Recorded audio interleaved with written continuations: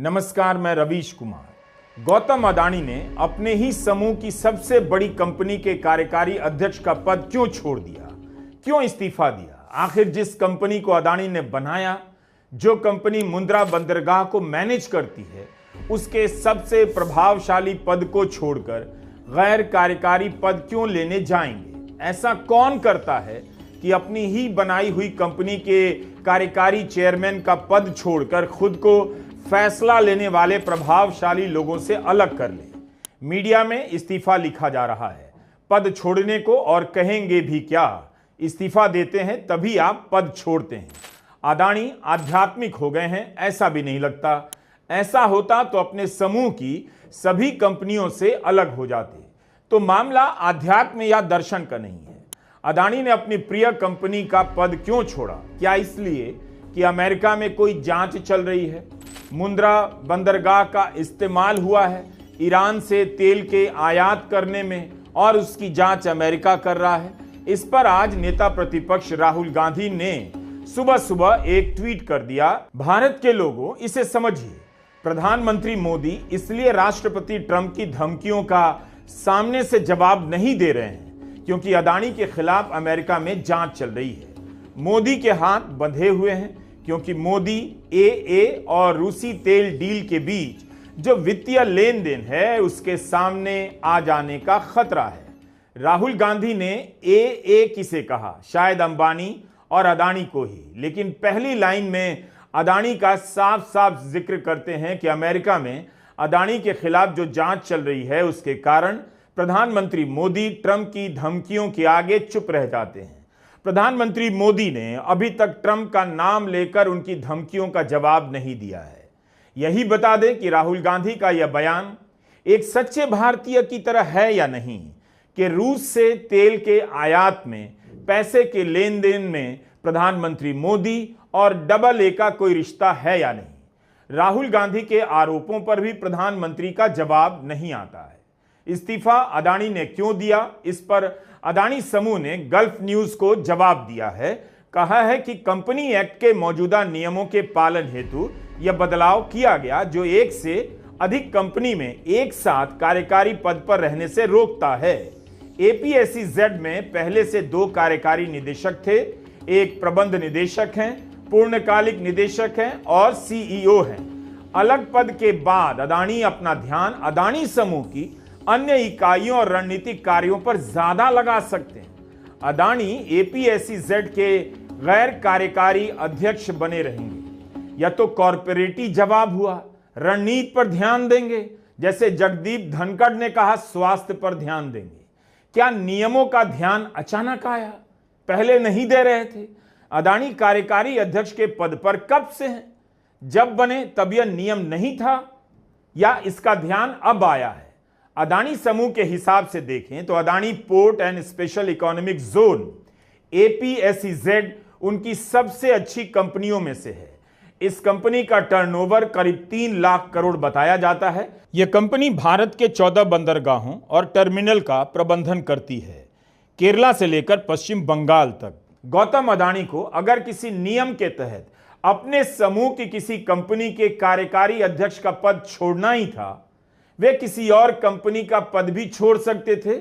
अपनी सबसे अच्छी कंपनी के कार्यकारी अध्यक्ष का पद क्यों छोड़ा?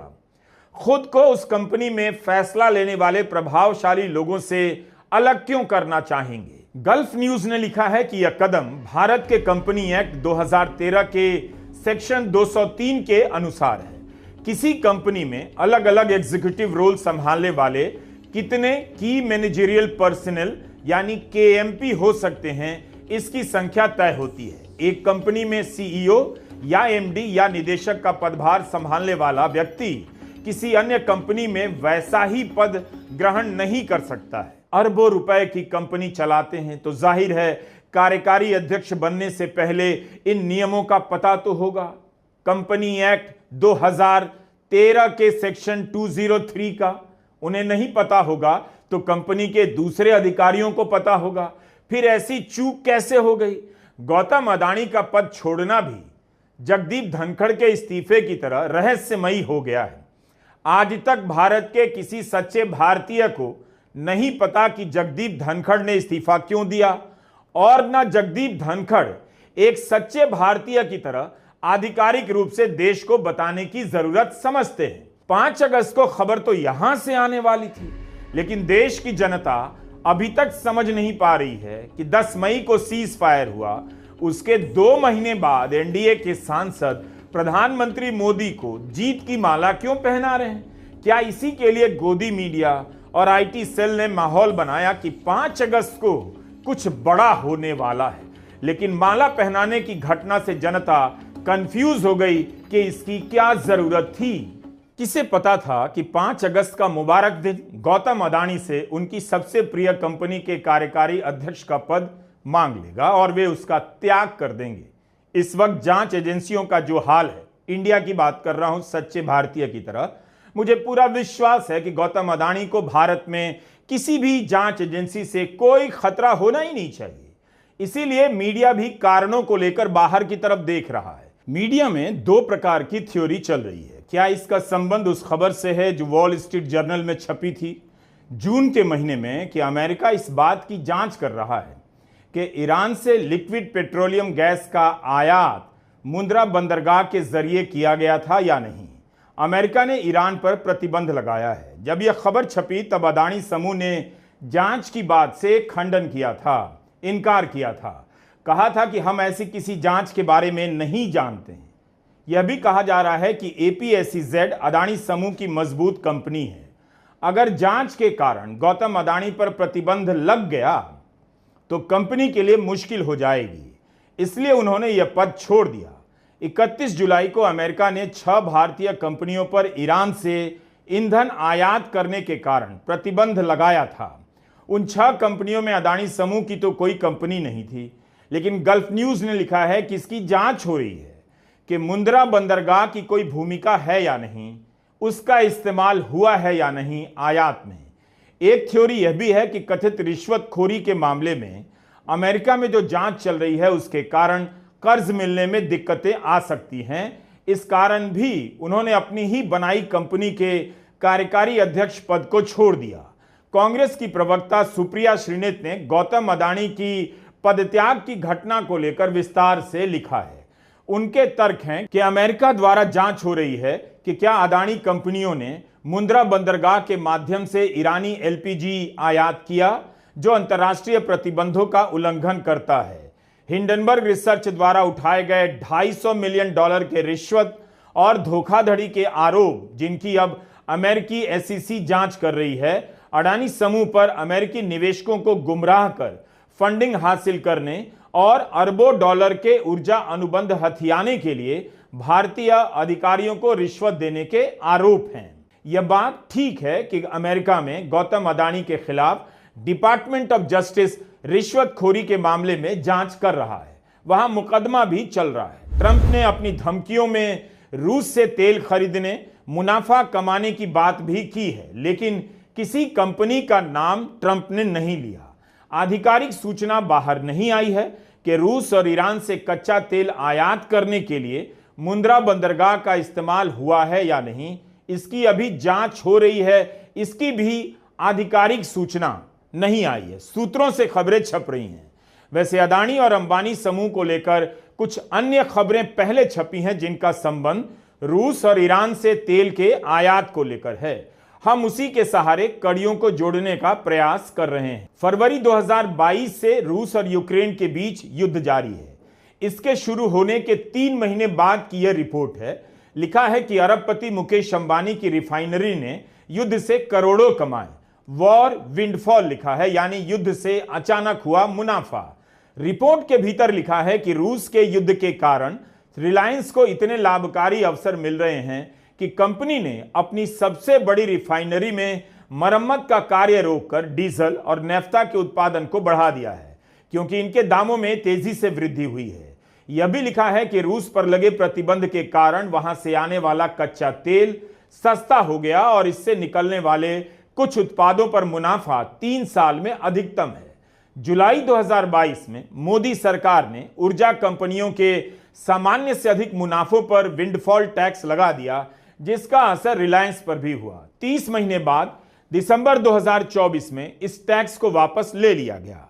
अब मार्च महीने की इस खबर को देखिए। यूरोप के think tank centre for research on energy and clean air क्रिया की रिपोर्ट के हवाले से द हिंदू अखबार ने खबर छापी है कि रिलायंस इंडस्ट्रीज लिमिटेड ने पिछले एक साल में अमेरिका को रूस का तेल बेचकर 6,850 करोड़ रुपए का मुनाफा कमाया है।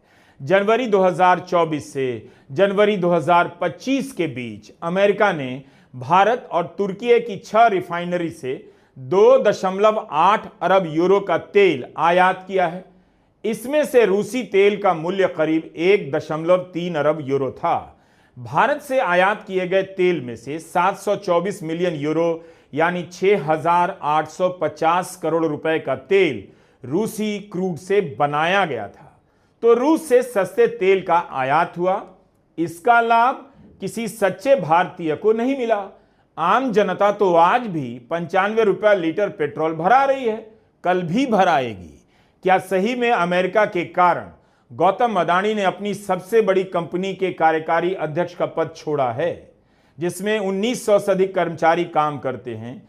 इस कंपनी की कुल स्थायी संपत्ति 22,000 करोड़ से अधिक की बताई जाती है।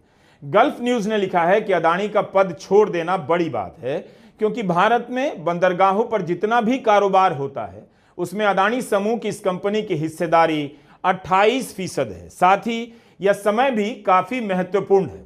अब यहां से गल्फ न्यूज अमेरिका में चल रहे उनके कानूनी मामलों का जिक्र करने लग जाता है। आखिर गौतम अडानी ने इतने बड़े पद को क्यों छोड़ा? 5 अगस्त को गौतम अडानी की company Adani port and special economic zone की बैठक थी। नतीजे भी सामने आए और अच्छे भी रहे। अपने समूह की सबसे बड़ी कंपनी के कार्यकारी अध्यक्ष पद छोड़ने के बाद अडानी कंपनी के फैसला लेने वाले प्रमुख लोगों में नहीं गिने जाएंगे।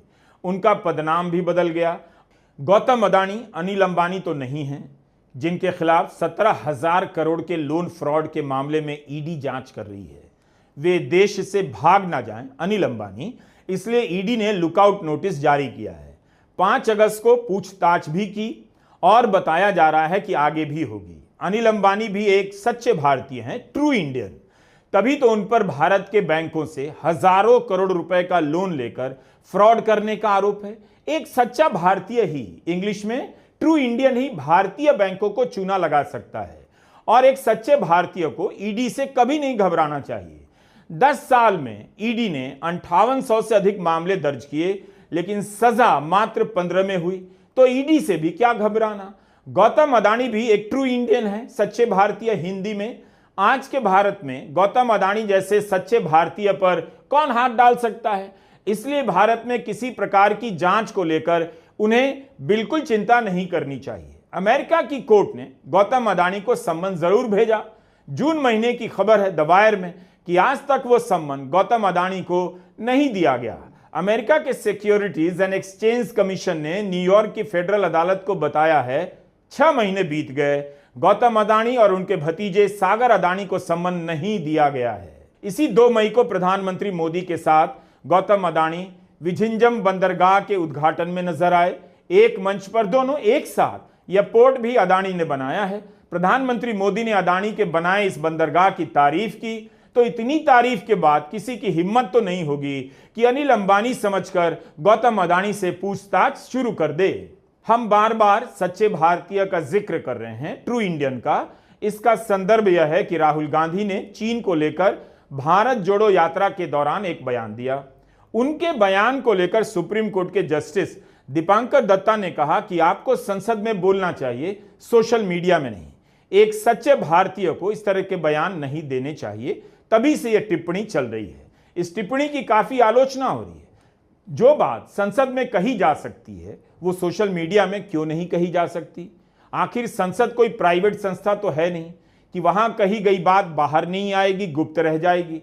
आप संसद में इसीलिए तो बोलते हैं ताकि वहां से बात देश भर में जाए। सोशल मीडिया में भी इसी तरह बोलते हैं ताकि ज्यादा लोगों को पता चले। राहुल गांधी ने लोकसभा में एक प्रश्न पूछा, इसे ध्यान से सुनिए। पिछले 5 वर्षों के दौरान भारत के बंदरगाहों पर ड्रग्स की जब्ती में क्या वृद्धि हुई है, उनकी लागत कितनी है और सरकार ने ड्रग्स की तस्करी को रोकने के लिए क्या कदम उठाए? इसके जवाब में गृह राज्य मंत्री नित्यानंद राय ने एक जानकारी दी है। लिखा है कि एनसीबी के आंकड़ों के अनुसार 2020 से 2024 के दौरान बंदरगाहों पर मादक पदार्थों की जब्ती के मामलों की कुल संख्या 19 है। इनका कुल मूल्य 11,300 करोड़ रुपए से अधिक है। जवाब में दिए गए आंकड़ों के अनुसार 3 मामले अदानी के मुंद्रा पोर्ट से जुड़े हैं, जिनमें 3,115 किलो हेरोइन और कोकेन बरामद की गई। सरकार के जवाब में जब्तियों की कुल कीमत 6,386 करोड़ बताई गई। अदानी के जिस मुंद्रा बंदरगाह की अमेरिका कथित रूप से जांच कर रहा है, इसका इस्तेमाल ईरान से तेल आयात में किया गया है या नहीं, उसी मुंद्रा बंदरगाह से जब 6,000 करोड़ से अधिक का ड्रग्स बरामद हुआ, तब तो गौतम अदानी ने कार्यकारी अध्यक्ष के पद का त्याग नहीं किया। एक आध बार विपक्ष ने आरोप लगाया, लेकिन इससे जुड़ा मुद्दा ठंडा पड़ गया। मेरी बात अभी खत्म नहीं हुई। मैंने ड्रग्स का जिक्र कुछ और वजह से भी किया है।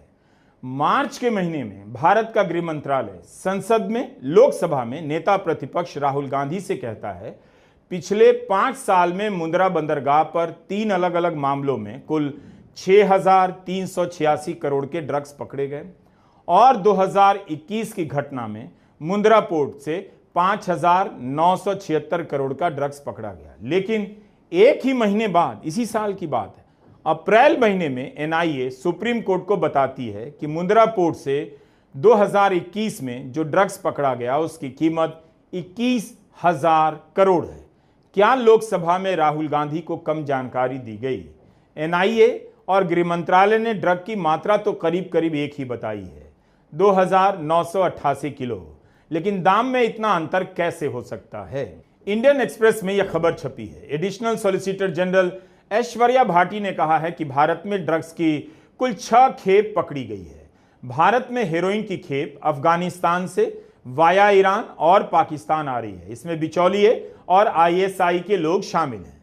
एनआईए ने कहा कि ड्रग्स का आयात पाउडर और कोयले के रूप में किया जा रहा है। इससे जो कमाई हुई उससे आतंकी संगठन को फंडिंग की जा रही है।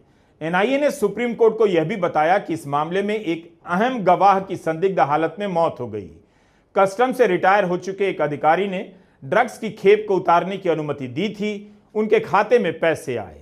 जब एनआईए ने उनकी जांच की तो अधिकारी ने कहा बयान देने को तैयार हैं, लेकिन उसी रात उनकी मौत हो गई। एनआईए ने कहा कि हम इस मामले की जांच करेंगे क्योंकि उस समय वह गवाह सहयोग नहीं कर रहा था।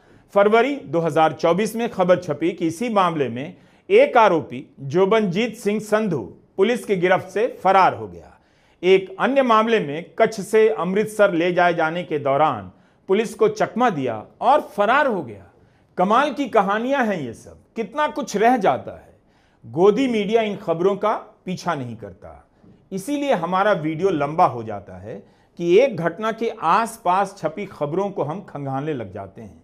भले उनका आपस में सीधे संबंध ना हो, लेकिन इसी बहाने कितना कुछ पता चल जाता है। ट्रंप क्या राज खोल देंगे या ऐसा कोई राज ही नहीं है? अगर राज नहीं है तो बात बात में बहिष्कार का आह्वान करने वाले लोग ट्रंप को लेकर चुप क्यों हैं? अमेरिका का बहिष्कार क्यों नहीं कर पा रहे हैं? ट्रंप का नाम लेकर जवाब तक नहीं दिया जा रहा है, तो कारण क्या हो सकता है? आप इंग्लिश में ट्रू इंडियन और हिंदी में एक सच्चे भारतीय की तरह सवाल करते रहिए और एक सच्चे दर्शक की तरह हमारा वीडियो देखते रहिए। एआई के इस्तेमाल से मेरी आवाज और वीडियो की नकल की गई है। कई सारे नकली चैनल बनाए गए हैं। ऐसा इसलिए किया गया है ताकि आप दर्शक कंफ्यूज हो जाएं, मेरे चैनल तक पहुंच ना पाएं और नकली चैनल देखने लग जाएं। इसलिए हमेशा ravishkumar.official ही देखा कीजिए। नमस्कार, मैं रवीश कुमार।